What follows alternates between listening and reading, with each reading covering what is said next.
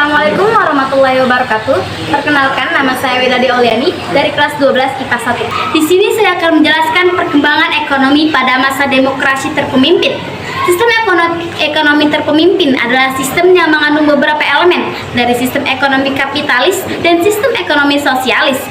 Sistem ini ditentukan oleh pemerintah untuk mengambil keputusan atas sebagian besar masalah ekonomi yang sedang dialami oleh warga masyarakat. Di antaranya yang pertama ada Bappenas. Pada tanggal 15 Agustus 1959 didirikan Dewan Perancangan Nasional atau Depernas untuk melakukan pembangunan ekonomi dengan kekuasaan Kabinet Karya dengan dipimpin oleh Muhammad Yamin.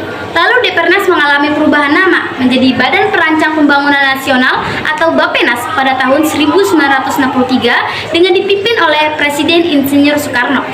Yang kedua ada penurunan nilai uang atau devaluasi.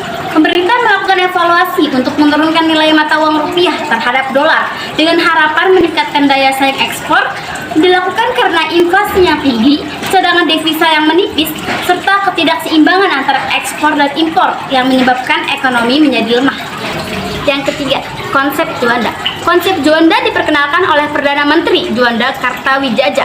Konsep ini mencakup integrasi ekonomi nasional dengan fokus pada kebijakan yang lebih terkoordinasi antara pemerintah pusat dan pemerintah daerah.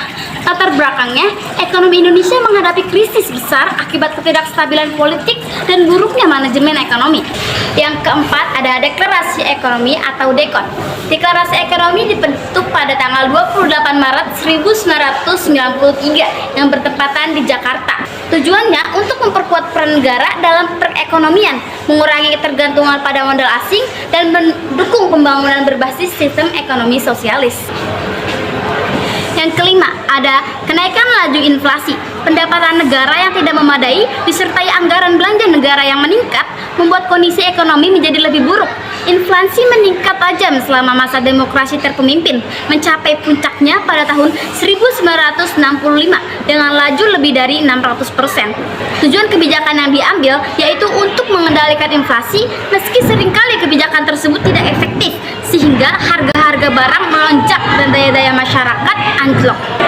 Secara umum, tujuan dari kebijakan ekonomi pada masa demokrasi terpemimpin adalah untuk memperkuat kontrol negara atas ekonomi, menyimbangkan neraca perdagangan, serta mengurangi ketergantungan pada modal asing. Namun realisasinya sering terkendala oleh masalah politik dan implementasi yang buruk. Sekian, terima kasih. Wassalamualaikum warahmatullahi wabarakatuh.